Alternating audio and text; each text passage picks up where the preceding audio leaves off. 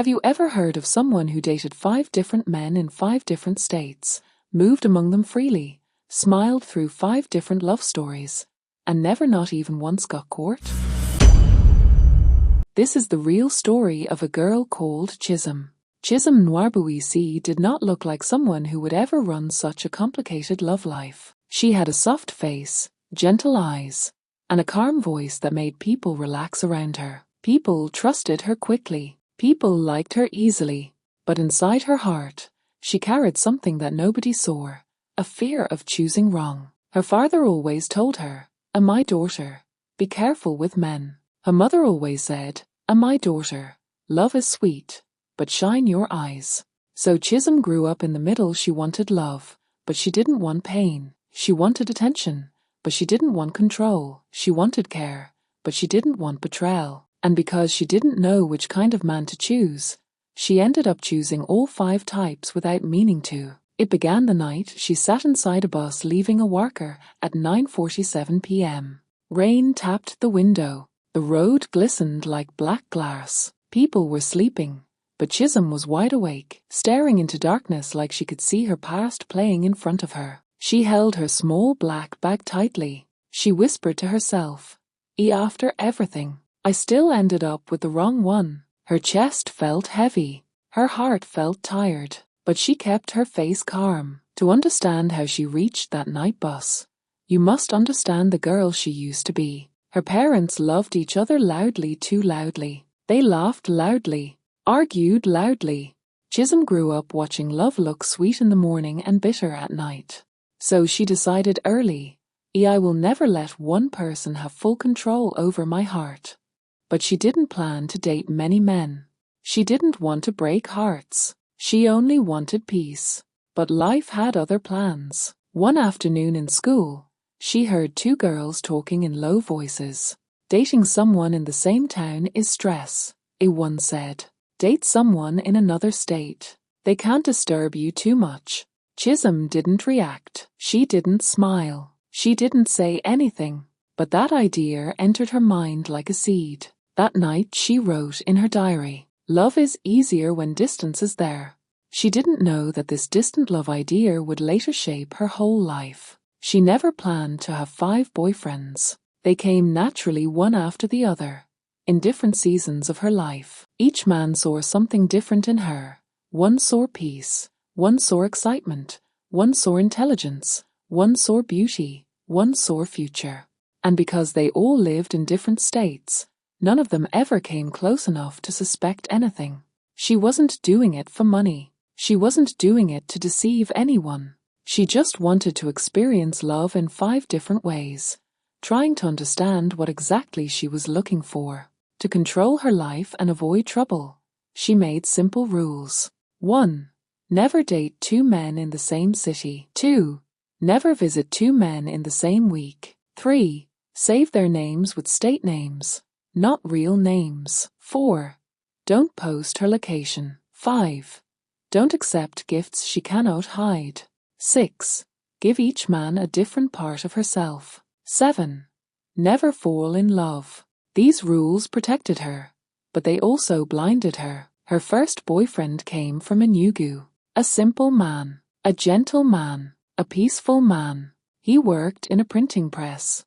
He liked quiet evenings. He called her sunshine like she was the best thing in his life. With him, she felt safe, truly safe. Sometimes, she almost believed she would end up with him. But curiosity pulled her forward. Adventure called her. The world felt bigger than one man. She wanted to see what love looked like in other places. And that curiosity would later break her, because while she tried to choose the right man out of 5, she mistakenly chose the one she should have feared the most. Life has a strange way of showing us that even the best plans fall apart when the heart begins to feel too much. His name was Joseph, but in her phone, she saved him as a Calabar smile. She met him during a holiday trip with friends. He was tall, calm, and had the kind of gentle humor that made her laugh without trying. He wasn't loud. He wasn't pushy. He wasn't dramatic. He simply gave her ease. With him, she felt seen, not in a romantic way alone, but in a "I understand who you are" a kind of way. He cooked for her the second time they met. He made pepper soup and told her stories of his childhood. He asked questions. He listened. He paid attention. And for the first time, Chisom felt something unusual. Guilt, not because she was doing something wrong, but because a small part of her wished she could be honest with him. Joseph made her feel like she did not need 5 men, but life tested her when he asked, "Chisom, I want something serious with you. Can we try a real relationship?" Her chest tightened. Her heart panicked. She wasn't ready. Not then, not with everything she was juggling. He smiled softly and said, "Let's take things slow." But as slow was not what he wanted, and that small distance gave her permission to continue with her other lives. Joseph was the first man she almost chose, but not the last.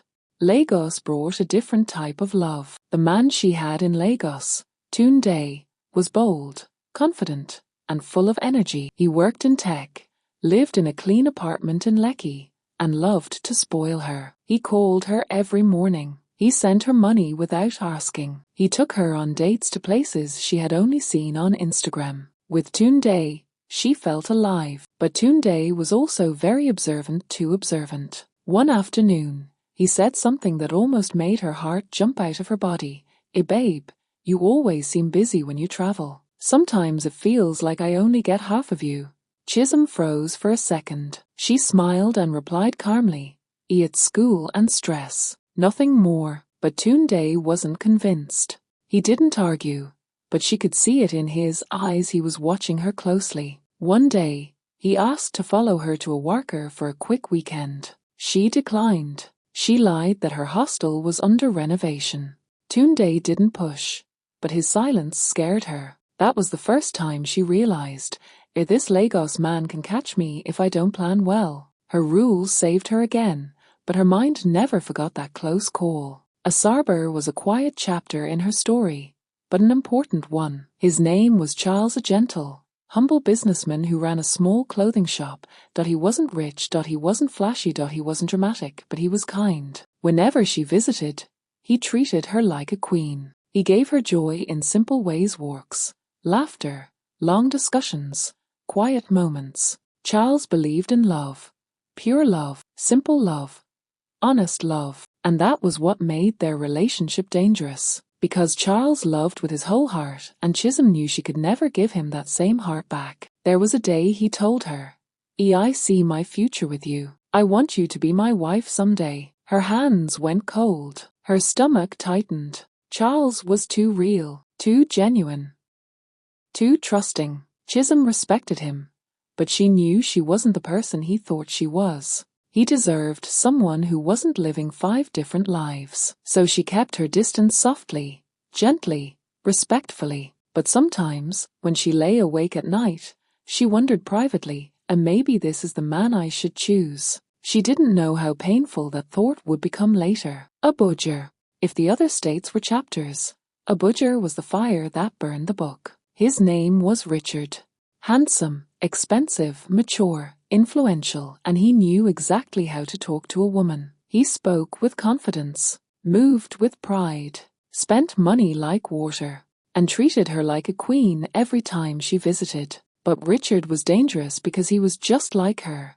He had secrets too. He never asked too many questions. He never complained when she traveled. He never asked who she was with. He simply let her live her life. She thought it was freedom. She thought it was trust. But what she didn't know was this: Richard also had other women. He was simply better at hiding them. He matched her smartness with his own. He played the same game she was playing, but on a higher level. She fell for him slowly. Too slowly to notice the trap he was setting. She didn't know Richard would later become the reason she ended up on that night bus, with 8,200 Nigerian nairas in her bag, running from a heartbreak she never saw coming. Every lie has a deadline. Every secret has an expiry date. Every hidden life eventually asks for payment. Chisom had lived beautifully, carefully, peacefully, but she didn't know that her downfall would come from the only man she truly allowed into her heart without realizing it. Not Enugu, not Calabar, not Lagos, not Asarber, but Abuja. The one who had been playing the same game she thought she invented, and the worst part, he wasn't playing to enjoy, he was playing to win. What she didn't know was that Richard had discovered something about her, something she never expected anyone to notice. And what he did next completely shattered her world. When people say a life will humble you, they are not lying. Life humbled Chisom in a way she never expected. She thought she had everything under control, but sometimes God allows one person to enter your life to show you how fragile your plans truly are. For Chisom, that person was Richard the Abuja man. If there was one thing Chisom never suspected, it was that Richard was already engaged. Not to a stranger, not to someone he didn't care about, but to a woman he had been dating for years. A woman who lived abroad. A woman who trusted him completely. A woman who visited Nigeria twice a year and stayed in his apartment each time. Chisom had no idea. Why didn't she know? Because Richard was smooth. He was organized. He was intelligent. He knew when to call. While she thought she was living a double life, he was living a triple one. And he was doing it better. People always say, a man who is cheating knows all the tricks. Nothing surprises him. At first, he found it amusing, then he found it interesting, then he found it annoying, and finally, he found it insulting. Richard was not the kind of man who liked being outsmarted. He enjoyed control. He enjoyed being the one playing the game, not the one being played. One day, he told her, baby, I want you to meet some of my friends. I want them to know the woman I love." Her heart melted.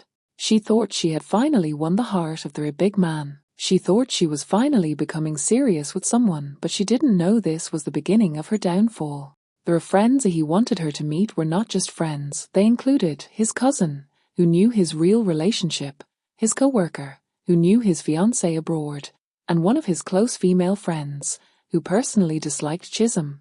When she arrived in Abuja for the meeting, Richard treated her like a queen, but the people around him looked at her like they were watching a movie. Fake smiles, tight handshakes, cold eyes. Chisom noticed something was off, but she pretended everything was fine. She didn't. No, they were studying her like a case file, piece by piece, gesture by gesture, answer by answer. It happened during dinner. They were seated at a beautiful rooftop restaurant. The lights were soft, the music was slow, the air was peaceful. Richard lifted his glass and said loudly, "Ladies and gentlemen, meet my new girlfriend Chisom." Everyone clapped politely, but then he continued, She is smart.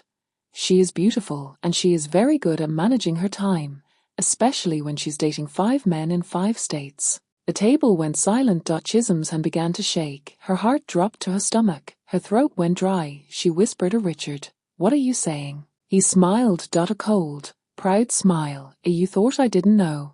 You thought you were the only one who could play smart? My dear, I knew everything." She stood up slowly, shocked, ashamed, confused. Richard leaned back and said, "I hope the men you're juggling are worth it, because one day they will all know who you really are." Tears filled her eyes. She left the restaurant without saying another word. She walked into the Abuja night with shaking hands and a broken heart. Everything she thought she controlled her instead. She didn't go back to his house. She didn't go back to a hotel. She went straight to the park, bought the last ticket, and entered a night bus leaving Abuja. That was the night she sat quietly at 9:47 p.m. with her small bag, her broken heart, and her whispered regret. How did I end up with the wrong one? There are people who are better at playing the game you think you invented. When she returned home, she cut all the men off. Not because she hated them, not because they were bad, but because she finally saw that she was running from something inside herself, not the men. She had been searching for love in 5 places because she didn't know how to stay in one place with her own emotions. She wanted safety. She wanted attention. She wanted excitement. She wanted peace. But she didn't realize that the kind of love she wanted could not be found through fear or strategy, or running. It could only be found through healing. She spent months alone, journaling, learning herself, understanding the pain she had carried since childhood. And slowly, for the first time in her life, she became her own safe place. Chisom learned that love is not a game of survival. Love is not a competition. Love is not a strategy. Love is a decision that grows daily. In the end, she realized it's better to love one person deeply than to scatter your heart in 5 places. She didn't marry the richest. She didn't marry the most handsome. She didn't marry the flashiest. She married the one who gave her what she never had before.